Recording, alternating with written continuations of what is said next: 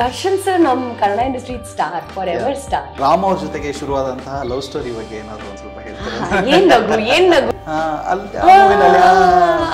ನಿಮ್ ಬೇಜಾರು ನಿಮ್ ಜೀವನದ ಬೇಜಾರಲ್ಲ ನಮ್ಮ ಮೇಲೆ ದೊಡ್ಡ ಧನಂಜಯ್ ಫ್ಯಾನ್. ಪ್ಲೀಸ್ ಹೋಗಿ ನಶೆಯೋ ನಕಾಶೆಯೋ ನೋಡಿ ಒನ್ ಟೇಕ್ ನೋಡಕ್ಕೆ. ಬಜರಂಗಿ ಅನ್ನೋ ಒಂದು ಮೂವಿಗೆ ನಿಮ್ಗೆ ಆಫರ್ ಬರುತ್ತೆ, ಮದುವೆ ಆಗ್ಲೇಬೇಕು ನೀವು ಹೇಳ್ಬಿಟ್ರಿ. What a connection.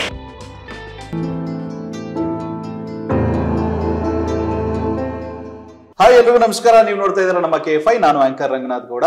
ಕನ್ನಡ ಇಂಡಸ್ಟ್ರಿನಲ್ಲಿ ಒಂದು ಅದ್ಭುತವಾದಂತಹ ಮೂವೀಸ್ ಗಳ ಜೊತೆಗೆ ಒಂದು ಹಿಟ್ ಮೂವೀಸ್ ಗಳನ್ನು ಕೂಡ ಮಾಡಿ ಎಲ್ಲ ಟಾಪ್ ಹೀರೋಸ್ ಗಳ ಜೊತೆಗೆ ನಟನೆ ಮಾಡಿರುವಂತಹ ಸುಂದರವಾದಂತಹ ನಟಿ ನಮ್ಮ ಜೊತೆಗಿದ್ದಾರೆ, ಶ್ರುತಿ ಹರಿಹರನ್ ಅವರು. ಅವ್ರನ್ನ ಕಾರ್ಯಕ್ರಮಕ್ಕೆ ಸ್ವಾಗತ ಕೋರೋಣ. ನಮ್ಮ KFIಗೆ ಸ್ವಾಗತ. ಹೇಗಿದ್ದೀರಾ? Very good. ನೀವು? ಎಸ್, ಆರಾಮಾಗಿದ್ದೀನಿ. ಅಂಡ್ ಈಗ ಕಥೆಯ ಒಂದು ಸಾರಾಂಶ ಹೇಳೋದಕ್ಕೆ ಅಂತ ಹೇಳಿ ಬರ್ತಾ ಇದ್ದಾರೆ. ಕಥೆಯ ಸಾರಾಂಶದಲ್ಲಿ ನಿಮ್ಮ ಒಂದು ಪಾತ್ರದ ಬಗ್ಗೆ ಹೇಳಬೇಕು ಅಂದ್ರೆ? ರೈಟ್.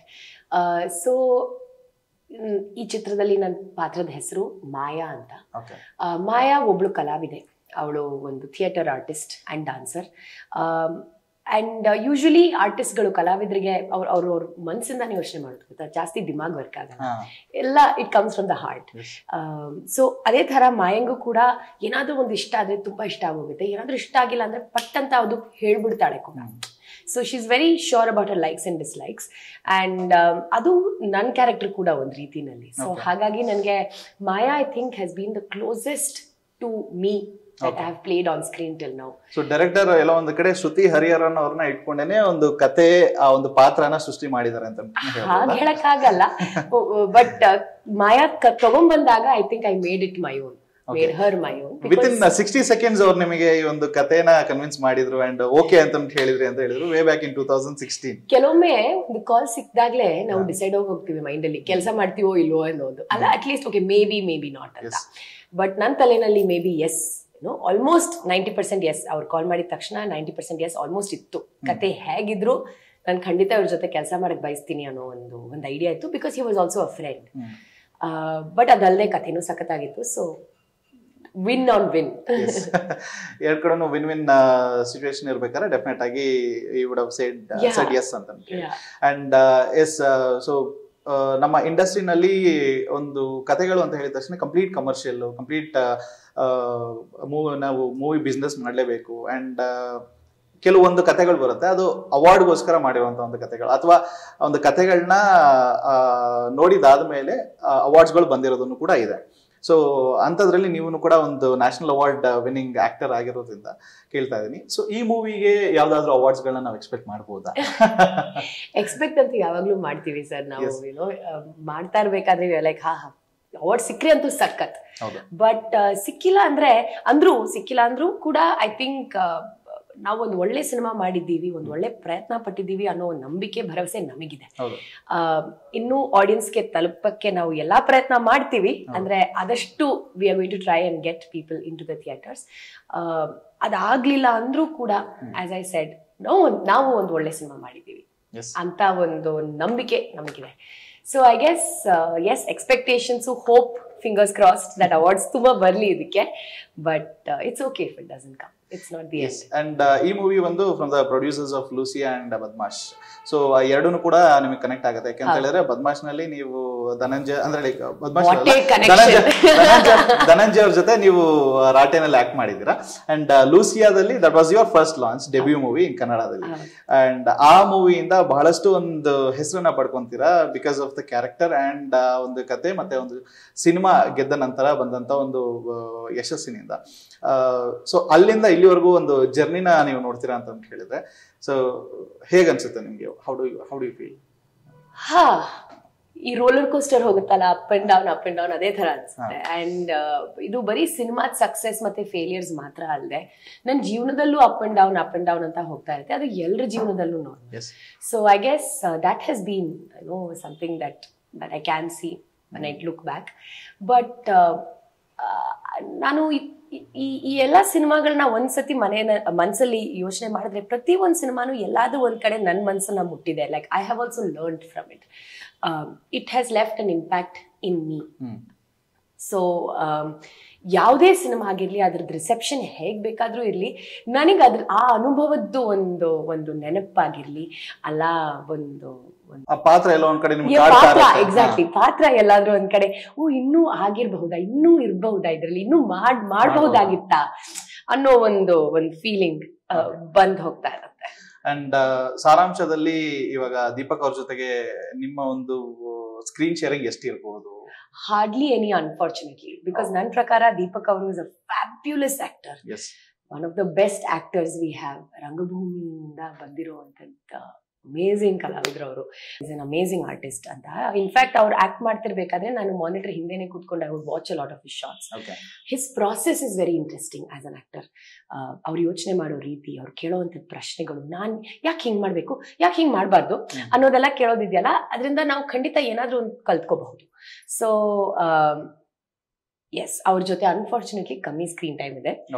ಇನ್ಫ್ಯಾಕ್ಟ್ ನಾನು ಅವರು ಯಾವತ್ತೂ ಕಣ್ಣಿಟ್ಕೊಂಡು ನೋಡಲ್ಲ ಸಿನಿಮಾದಲ್ಲಿ. So that is very very interesting.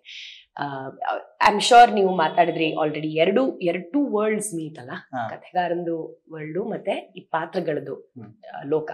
So ಇದೆರಡು ಮೀಟ್ ಮಾಡಿದಾಗ it's a very weird meet. And ಆ ಒಂದು ಎರಡು ಸ್ಪೇಸ್ ಅಲ್ಲಿ ನನ್ನ ಪಾತ್ರ ಮತ್ತೆ ದೀಪಕ್ ಅವ್ರ ಪಾತ್ರ, if there is an eye contact, it breaks the essence of the film. ಅದು ನೀವು ಸಿನಿಮಾ ನೋಡಿದ್ರೆ ಐ ಥಿಂಕ್ ನಿಮ್ಗೆ ಅರ್ಥ ಆಗುತ್ತೆ. ಸೊ ಅವ್ರು ಹೇಳ್ತಿದ್ದಾಗೆ ಅವರು ಆಕ್ಚುಲಿ ನಿಜ ಜೀವನದಲ್ಲಿ he is a extrovert, but ಮೂವಿನಲ್ಲಿ ಒಂದು ಇಂಟ್ರೋವರ್ಟ್ ಕ್ಯಾರೆಕ್ಟರ್ ಪ್ಲೇ ಮಾಡಿದ್ದಾರೆ. ಸೆಟ್ ನಲ್ಲೂ ಅದೇ ರೀತಿ ಇರ್ತಿದ್ರೆ ಇಲ್ಲ ಹೇಗೆ ಅಂತ? ಸೆಟ್ ಅಲ್ಲಿ ಸ್ವಿಚ್ ಆಫ್ ಆಗಿದ ತಕ್ಷಣ ದೀಪಕ್ ಹಾಕಿ ಹೋಗ್ತಾರೆ. ಸಡನ್ ಎನರ್ಜಿ ಏನಮ್ಮ ಅಂತ ಬರ್ತಾರೆ. ಸೊ ದೀಪಕ್ ತುಂಬಾ ಚೆನ್ನಾಗಿ ಹಾಡ್ತಾರೆ ಕೂಡ. ಸೊ ಸೆಟ್ ಅಲ್ಲಿ ಹಿಂಗೆ ಈಗ ಕೇಳಿದ್ರೆ ಅವ್ರು ಹಾಡಲ್ಲ, ಬಟ್ ಸೆಟ್ ಅಲ್ಲಿ ಹಾಡ್ತಾ ಕೂತಿರ್ತಾರೆ, ಜೋಕ್ ಮಾಡ್ತಾ ಕೂತಿರ್ತಾರೆ, ದೊಡ್ಡ ತಿಂಡಿ ಪೋತಿ. ಸೊ ನಾವೆಲ್ಲರೂ actually we all used to love eating. It used be a very important part of shooting. But ಇವಾಗ ಒಂದ್ ಸ್ವಲ್ಪ ವೆಯ್ಟ್ ಲಾಸ್ ಆಗಿದ್ರ, ಹಾಗಾಗಿ ಈಟಿಂಗ್ ಸ್ವಲ್ಪ ಕಂಟ್ರೋಲ್ ಅಲ್ಲಿ ಇದೆ ಅನ್ಸುತ್ತಲ್ಲ? Sometimes, most of the time. But ಕೆಲವೊಮ್ಮೆ ಅಂತೂ ನಾನು ಪಕ್ಕಾ ಚೀಟ್ ಮಾಡ್ತೀನಿ, ಬಿಕಾಸ್ ನಂಗೆ ಫುಡ್ ಅಂದ್ರೆ ತುಂಬಾ ಇಷ್ಟ. ಅಂಡ್ ಬಜರಂಗಿ ಅನ್ನೋ ಒಂದು ಮೂವಿಗೆ ನಿಮ್ಗೆ ಆಫರ್ ಬರುತ್ತೆ, ಬಟ್ ಆದ್ರೆ unfortunately you couldn't act in that movie. ಏನಾದ್ರೂ ಒಂದ್ ಕಡೆ ಲೈಕ್ ಬೇಜಾರಿದ್ಯಾ, ಅಥವಾ ಓಕೆ ಪರವಾಗಿಲ್ಲ ಅನ್ನೋ ತರ ಏನಾದ್ರು ಅನ್ಸುತ್ತಾ? ಓಕೆ ಪರವಾಗಿಲ್ಲ ಅಂತ. It was two long time agro. And ಈಗ ಕೂಡ ನಾನು ಶಿವಣ್ಣ ಸರ್ ಜೊತೆ ಕೆಲಸ ಮಾಡಕ್ ನಾನು ಇನ್ನೂ ಒಂದು ಆಪರ್ಚುನಿಟಿಗೆ ಕಾಯ್ತಾ ಇದ್ದೀನಿ. ಸೊ ಅದು ಬರುತ್ತೆ ಅನ್ನೋ ಭರವಸೆ ನನಗಿದೆ. ಎಸ್. ಅಂಡ್ ಸಿನಿಮಾ ಅಂತ ಹೇಳಿದ ತಕ್ಷಣನೇ ಪ್ರತಿಯೊಂದು ಸಾರಿ ನೀವು ಮಾಡ್ತಾ ಇದ್ದಂತ ಒಂದು ಪಾತ್ರಗಳು ಮತ್ತೆ ಕ್ಯಾರೆಕ್ಟರ್ಸ್ಗಳೆಲ್ಲದನ್ನು ಕೂಡ ಒಂದು ಸ್ಟಾರ್ ನಟರ ಜೊತೆನೆ ಇತ್ತು. ಬಟ್ ಇವಾಗ ಸಡನ್ ಆಗಿ ಆಫ್ಟರ್ ಮದುವೆ ಆದ ನಂತರ ಕೆಲವೊಂದು ಆಪರ್ಚುನಿಟೀಸ್ಗಳು, ಮೇ ಬಿ ಕೆಲವೊಂದ್ಸರಿ ಬರುವಂತಹ ಪಾತ್ರಗಳನ್ನು ಕೂಡ ತುಂಬಾ ಸೆಲೆಕ್ಟಿವ್ ಆಗಿರುತ್ತೆ. ಸೊ ನೀವು ಆ ಪಾತ್ರಗಳನ್ನ ನೋಡಿ ಸೆಲೆಕ್ಟ್ ಮಾಡ್ತೀರಾ, ಅಥವಾ ಬಂದಿರುವಂತಹ ಸ್ಕ್ರಿಪ್ಟ್ಸ್ ಗಳನ್ನ ಕೆಲವೊಂದನ್ನ ನೀವು ದೂರ ಇಟ್ಟಿರ್ತೀರಾ, ಹೇಗೆ ಅಂತ? ದೂರ ಅಂತೂ ಇಟ್ಟಿಲ್ಲ, ಆದ್ರೆ ಬಿಟ್ ಆಫ್ ಬೋತ್ ಅಂತೀನಿ. ನನಗ್ ಬರುವಂತದ್ದು ಆಪರ್ಚುನಿಟೀಸ್ ಅಲ್ಲಿ ಏನೇನ್ ಬರ್ತಿದ್ಯೋ ಅದರಿಂದ ಆಯ್ಕೆ ಮಾಡಕ್ಕೆ ನನಗೆ ಸಾಧ್ಯ, especially as an actor. So ಹಾಗಾಗಿ ಸದ್ಯಕ್ಕೆ ನನಗೆ ಯಾವುದು ಸ್ಟಾರ್ ಸಿನಿಮಾ ಅಂತ ಯಾವ ಆಫರ್ಸು ಬಂದಿಲ್ಲ, accept for may be cheetah ಅಂತ ಒಂದು ಸಿನಿಮಾ ಸದ್ಯಕ್ಕೆ ಶೂಟ್ ಮಾಡ್ತಾ ಇದ್ದೀನಿ. ಅದರಲ್ಲಿ ಒಂದು ಬಹಳ interesting character. So it's not the heroine character per se. And ಈಗ ನಾನು ಇರೋವಂಥದ್ದು ಒಂದು ಜೀವನದ ಹಂತದಲ್ಲಿ I am actually happier playing important characters as opposed just the heroes love interest. And ನೋಡೋಣ, ಅದು ಮತ್ತೆ ಬಂದ್ರೆ ಈ ನನ್ನ ಏಜ್ಗೆ ತಕ್ಕಂತೆ ಯಾರಾದ್ರೂ ಬರ್ದು ಸರಿ ನೀವು ಇದು ಮಾಡಬಲ್ಲೆ, maybe film like Swathi Muthina Male ಹಂಗೆ ನನ್ನ ಏಜ್ಗೆ it probably matches. So maybe something like that ಮತ್ತೆ ಬಂದ್ರೆ I might be able to do it. And ನಮ್ಮ ಇಂಡಸ್ಟ್ರಿನಲ್ಲಿ like let's not compare to other industry, ನಮ್ಮ ಇಂಡಸ್ಟ್ರಿನಲ್ಲಿ ಎಲ್ಲೋ ಒಂದು ಕಡೆ ಮದುವೆ ಆದ ನಂತರ ಆಪರ್ಚುನಿಟೀಸ್ಗಳು ಕಡಿಮೆ ಆಗುತ್ತಾ ಹೀರೋಯಿನ್ಗೆ? ಇಲ್ಲ, how much you are ready to give in, ಅದು ಬಹಳ ಇಂಪಾರ್ಟೆಂಟ್ ಆಗುತ್ತೆ. ಅದು ಯಾವಾಗ್ಲೂ ಐ ಥಿಂಕ್ ನಾವು ನಮ್ಮನ್ನ ಎಷ್ಟು how ready are we to put our selves out there. ಮದುವೆ ಆದ ನಂತರ ಯೂಶಲಿ ಹೆಣ್ಮಕ್ಳಿಗೆ ಜಾಸ್ತಿ ರೆಸ್ಪಾನ್ಸಿಬಿಲಿಟಿ ಬಂದೇ ಬರುತ್ತೆ. ಅದ್ರಲ್ಲಿ ಎರಡು ಮಾತಿಲ್ಲ. ಮನೆ ನೋಡ್ಕೋಬೇಕಾಗುತ್ತೆ, ಅಡುಗೆ ಕೆಲಸ ಜಾಸ್ತಿ ಇರುತ್ತೆ. ಅಲ್ಲಿ ತನಕ ನಾವು ನಮ್ಮ ಅಮ್ಮ ಮನೆ ಅಪ್ಪ ಮನೆಯಲ್ಲೆಲ್ಲ ಇದ್ದು ವಿ ಆರ್ ಸ್ಟಿಲ್ ಮಕ್ಕಳ ತರ. ಹೌದು. ಬಟ್ ಮದುವೆ ಆದ ತಕ್ಷಣ ರೆಸ್ಪಾನ್ಸಿಬಿಲಿಟಿ ಸ್ವಲ್ಪ ಜಾಸ್ತಿ ಆಗುತ್ತೆ, but not necessarily. I know a lot of women. In fact ನಾನು ಕೂಡ ಮದುವೆ ಆದ ನಂತರ I continued working for the longest time. ನನಗೆ ಇನ್ಫ್ಯಾಕ್ಟ್ ಏನು ಡಿಫ್ರೆನ್ಸೇ ಆಗಲಿಲ್ಲ. ಮಗು ಆದ ನಂತರನೇ ನನಗೆ ಮೇಜರ್ ಡಿಫ್ರೆನ್ಸ್ ಆಯ್ತು, ಬಿಕಾಸ್ ಆಗ it was a complete responsibility, right? So as much as family life effects a woman, ಅಷ್ಟು ಅದು ಗಂಡಸರನ್ನ ಖಂಡಿತ ಎಫೆಕ್ಟ್ ಮಾಡಲ್ಲ. ಸೊ ಹಾಗಾಗಿ it is not just about opportunities ಕಮ್ಮಿ ಆಗೋದು, ನಾವು ಕೂಡ ಕೆಲಸನ ತಗೊಳ್ಳೋ ರೀತಿ ಇದೆಯಲ್ಲ, ಅಲ್ಲ ಮಾಡೋ ರೀತಿ ಇದೆಯಲ್ಲ, ಅದು ಬದಲಾವಣೆ ಆಗುತ್ತೆ. So it's you need 2 hands to clap. And Ramkumar ಅವರು ತಿಳಿದ ಹಾಗೆ he is a very good dancer and martial artist. So ಮನೆಯಲ್ಲಿ ಕುಸ್ತಿ ಇಲ್ಲ ಇಲ್ಲ. ಇನ್ಫ್ಯಾಕ್ಟ್ ನಾವಿಬ್ರು ಟಚ್ ವುಡ್, ಇದು ನಾನು ಹೇಳ್ತಾ ಇರ್ತೀನಿ, ದಟ್ ಜಾಸ್ತಿ ಜಗಳ ಮಾಡಲ್ಲ ನಾವಿಬ್ರು. We are more like friends. I mean argument ಇದ್ರು ಕೂಡ ನನಗ್ ಕೋಪ ಬಂದ್ರೆ ಇಮಿಡಿಯೇಟ್ಲಿ ರಾಮ್ ಶಾಂತ. ಸೊ ನನ್ ಕೋಪ ಕಮ್ಮಿ ಆದ್ಮೇಲೆ ನಾವಿಬ್ರದ್ದು ಒಂದು ಕಾನ್ವರ್ಸೇಷನ್ ಅಲ್ಲ, ಕಮ್ಯುನಿಕೇಶನ್ ಇರುತ್ತೆ. ಇದು this we come to after I think 12 years of being together. So it works. ಆದ್ರೆ ನಾನು ಖಂಡಿತ ನನ್ ಕಳರಿ ಗುರು ಅಂತ ಅನ್ಕೋಬೇಕಾದ್ರೆ ರಾಮೇ ಅನ್ಕೊಳ್ಳೋದು. So even now I would love, I do go for Ram's classes, I attend his classes, and ಆ ಒಂದು ಕ್ಲಾಸ್ ಚೌಕಟ್ಟಲ್ಲಿ ಅವ್ನು ನನ್ ಗುರುನೇ ಫಾರ್ ಶೋರ್. ಅಂಡ್ ಇಂಡಸ್ಟ್ರಿನಲ್ಲಿ ಹೊಸ ಮೂವೀಸ್ಗಳು ಮತ್ತೆ ಹೊಸ ಕಥೆಗಳು ಎಲ್ಲದನ್ನು ಕೂಡ ಬರ್ತಾ ಇದೆ. ಅಂಡ್ ನಮ್ಮ ಇಂಡಸ್ಟ್ರಿ ಗ್ರೋತ್ ಕೂಡ ಗ್ರಾಫ್ ಕೂಡ ತುಂಬಾನೇ ಜಾಸ್ತಿ ಆಗ್ತಾ ಇದೆ ಅಂತ ಹೇಳ್ಬೋದು. ಅಂಡ್ ಸಿನ್ಸ್ ನೀವು ಬೇರೆ ಬೇರೆ ಇಂಡಸ್ಟ್ರಿನಲ್ಲೂ ಕೂಡ ಕೆಲಸ ಮಾಡಿರೋದ್ರಿಂದ ಕಾಟೇರದ ಒಂದು ಸಕ್ಸಸ್ ನಾವು ಇವಾಗ ನೋಡ್ತೀವಿ ಅಂತ ಹೇಳಿದ್ರೆ ಬಹಳ ಖುಷಿ ಆಗುತ್ತೆ. ಯಾಕೆ ಅಂತ ಹೇಳಿದ್ರೆ ನೀವು ದರ್ಶನ್ ಸರ್ ಜೊತೆಗೆ ತಾರಕಲ್ಲಿ ಆಕ್ಟ್ ಮಾಡಿದೀರಾ. ಸೊ ದರ್ಶನ್ ಸರ್ ಅವರ ಒಂದು ಗ್ರಾಫ್ ನ ನೋಡಿದ್ರೆ ಹೇಗೆ ಅನ್ಸುತ್ತೆ? ದರ್ಶನ್ ಸರ್ ನಮ್ Kannada industry star, for ever star. I think ನಾನ್ ಬಂದಿರೋ ಟೈಮ್ ಇಂದಾನೆ ಅವ್ರ ಸೂಪರ್ ಸ್ಟಾರ್. ಸೊ ನಾನ್ ಗ್ರಾಫ್ ನೋಡಿರೋದು ಸೂಪರ್ ಸ್ಟಾರ್ಡಮ್ದೆ. ಸೊ ನನಗೆ ಏನು ಡಿಫ್ರೆನ್ಸ್ ಅಂತ ಅನಿಸ್ತಾ ಇಲ್ಲ. ಬಟ್ ನಾನು ಕೇಳ್ಪಟ್ಟಿದ್ದೀನಿ ದಟ್ ಕಾಟೇರನಲ್ಲಿ ಸರ್ ಅಂತೂ ಸಖತ್ತಾಗಿ ಪರ್ಫಾರ್ಮ್ ಮಾಡಿದ್ದಾರೆ. And hats off to Tarun Sridhar sir to convince a star like Darshan sir to do something like that. So ಹಾಗಾಗಿ ನಾನು ಯಾವಾಗ್ಲೂ ಒಂದಂತೂ ನಂಬ್ತೀನಿ, ಸಿನಿಮಾ ಅನ್ನೋದು ಒಂದು ಡಿರೆಕ್ಟರ್ ಮಾಧ್ಯಮ ಅಂತ, ನಿರ್ದೇಶಕರ ಮಾಧ್ಯಮ. ಅದು ಕಲಾವಿದರಾಗಿ ನಾವು ಏನಾದ್ರೂ ತೋರಿಸ್ಕೋಬೇಕಾದ್ರೆ ಅದು ಸ್ಟೇಜಿಗೆ ಹೋಗ್ಬಿಡ್ಬೇಕು. ಇಲ್ಲಾಂದ್ರೆ the power that the director has even on the editing table is huge. So I think kudos to Tarun sir also for bringing out a film like Katera. ಯಾಕೆ ಅಂದ್ರೆ ಇವಾಗ ಕೆಲವೊಬ್ರು ನಟರು ಏನ್ ಮಾಡ್ತಾರ ಅಂದ್ರೆ ಒಂದೇ ಒನ್ ಪಾತ್ಗೆ ಫಿಕ್ಸ್ ಆಗ್ಬಿಟ್ಟಿರ್ತಾರೆ. ಸೊ ನಾನು ಹೋದ್ರೆ ಬರೀ ಈ ತರದ ಮೂವೀಸ್ ಗಳನ್ನೇ ಮಾಡ್ಕೊಂಡು ಹೋಗ್ತೀನಿ, ಅಂಡ್ ನನ್ಗೆ ಫೈಟ್ಸ್ ಮತ್ತೆ ಸಾಂಗ್ಸ್ ಮತ್ತೆ ಪ್ರತಿಯೊಂದು ಡ್ಯಾನ್ಸ್ ಎಲ್ಲ ಇದೇ ತರಾನೇ ಇರ್ಬೇಕು ಅನ್ನೋ ಒಂದು ಫಿಕ್ಸ್ ಆಗಿರುವಂತ ನಟರು ಕೂಡ ಇರ್ತಾರೆ. ಸೊ ಎಲ್ಲ ಒಂದ್ ಕಡೆ ಅದರಿಂದ ಹೊರಗಡೆ ಬಂದು ನೀವು ಮಾಡ್ತಿರೋಂತ ಒಂದು ಈ ಸಾರಾಂಶ ಮೂವಿ ಈ ತರ ಅಂಡ್ ಅದ್ರ ಜೊತೆಗೆ ಒಂದು ಎಕ್ಸ್ಪೆರಿಮೆಂಟಲ್ ಕ್ಯಾರೆಕ್ಟರ್ಸ್ಗಳು ಅಥವಾ ಎಕ್ಸ್ಪೆರಿಮೆಂಟಲ್ ಕಥೆಗಳನ್ನ ಮಾಡಿದಾಗ ಇಂಡಸ್ಟ್ರಿಗೆ ಒಂದ್ ಕಡೆ ಹೋಪ್ ಬಿಲ್ಡ್ ಆಗುತ್ತೆ.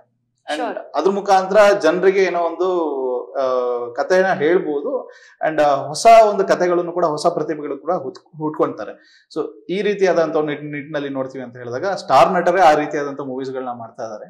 ಕೆಲವೊಬ್ರು ನಟರು ಮೇ ಬಿ ನಾನ್ ಮಾಡ್ಬೇಕಾ ಮಾಡ್ಬಾರ್ದಾ ಅನ್ನೋ ಒಂದು ಡೌಟ್ಸ್ ನಲ್ಲಿ ಇರ್ತಾರಲ್ಲ, ಸೊ ಅಂತವ್ರಿಗೆ ಏನಾದ್ರು ಕ್ಲಾರಿಟಿ ಕೊಡ್ತೀರಾ ಅಂದ್ರೆ?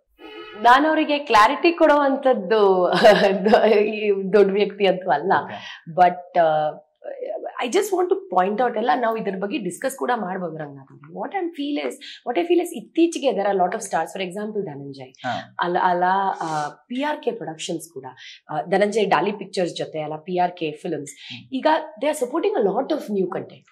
ಪರಂವಾ ಸ್ಟುಡಿಯೋಸ್ ಇವರೆಲ್ಲ ಹೊಸೊಬ್ರಾ ಸರಿ ಬನ್ನಿ ಸ್ಕ್ರಿಪ್ಟ್ ಕೊಡಿ, ಸರಿ ಚೆನ್ನಾಗಿದ್ಯಾ, ಸರಿ ಇದನ್ನ ಇನ್ನೊಂದ್ ಚೂರ್ ಚೆನ್ನಾಗಿ ಮಾಡೋಣ, ಈ ರೀತಿನಲ್ಲಿ ಮಾಡಿದ್ರೆ ಹೇಗಿರುತ್ತೆ ಅನ್ನೋ ಸ್ಕ್ರಿಪ್ಟ್ಗೂ ಕೂಡ ಇಂಪಾರ್ಟೆನ್ಸ್ ಕೊಟ್ಟು ಸಜೆಷನ್ಸ್ ಕೊಟ್ಟು ಅದನ್ನ ಒಂದು ಒಳ್ಳೆ ಕಥೆಯಾಗಿ ಮಾಡಿ ಸರಿ ನಾನು ಪ್ರೊಡ್ಯೂಸ್ ಕೂಡ ಮಾಡ್ತೀನಿ ಅಂತ ಮುಂದೆ ತುಂಬಾ ಜನ ನಿಂತಿದ್ದಾರೆ.